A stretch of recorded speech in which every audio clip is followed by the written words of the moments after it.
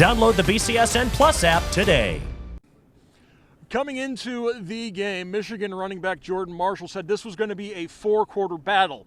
He was half right. It was a two-quarter battle. But in that first half, both teams scored 3 times. However, Michigan, 3 field goals. Ohio State, 1 field goal, 2 touchdowns. That proved to be the difference. Yeah, and the Wolverines had momentum early, getting the early INT on Julian Sain. It seemed like they were just going to run the ball down Ohio State's throat. Of course, that early run by Jordan Marshall as well, but they couldn't cash in the red zone. Sharon Moore talked about that. He said we have to do better. We have to execute those plays when we have those opportunities, because as we saw in the second half, Michigan couldn't build that same momentum. And speaking of the second half, we saw something in the fourth quarter we have not seen since 2019.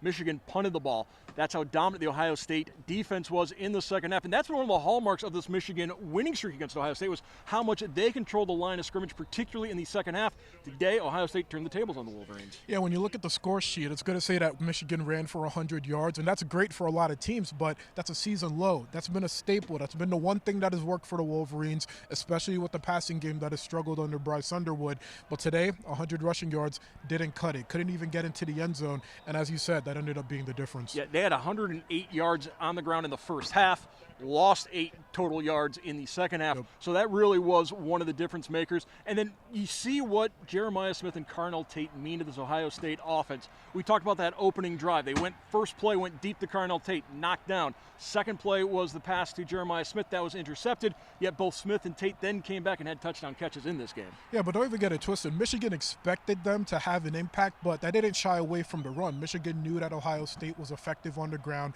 Over 200 yards last week for the Buckeyes, but Michigan still couldn't stop the pass. You saw them going man-to-man coverage a few times in that first half. Jeremiah Smith did Jeremiah Smith things, but at the end of the day, it kind of was the Buckeyes' run game that ended up being the Wolverines' kryptonite today. Yeah, Bo Jackson, a huge game for Ohio State, both on the ground, also had a couple of big catches leaking out of the backfield. He had a big game. So often we see the freshmen have big games in this game. Bryce Underwood, he had the 1 interception late in the game. I don't know if you would say Bryce Underwood cost Michigan this game. I think he performed well for his first time in the game, but Julian Sain just a little bit better. Look, we're talking about a Buckeyes defense that's one of, if not the best in the country. Bryce Underwood is going to struggle, and we knew the passing game wasn't the strength of Michigan coming in. We knew that the strength of this team was the run game, but at the end of the day, there was just something that the Buckeyes defense was doing. Sharon Moore saying that they switched the routes of their receivers multiple times. It was a confusing defense, but again, that's nothing that we haven't heard from the multitude of teams that Ohio State have shut down this year. End of the day, not the end of the season for either team. Michigan will get into a bowl game, but for Ohio State, they're going to Indianapolis. First time they've been to the Big Ten title game since the year 2020. They'll take on the Indiana Hoosiers, the 2 undefeated teams. I think it's going to be interesting to see how Ohio State bounces back. Now, throughout the season, they've talked about nameless, faceless opponents, the process 1 week at a time. But there was a lot of emotion spent today here in Ann Arbor. What are they going to have left in the tank next week in Indy against Indiana? Indiana, a team that has a high-powered offense. When you listen to Ohio State players, they want to be challenged on defense.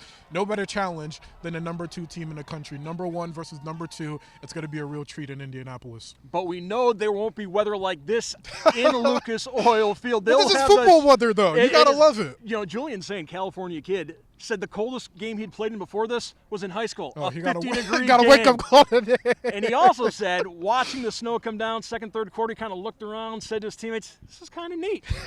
As the California kid got his Midwest credentials with the win over Michigan today.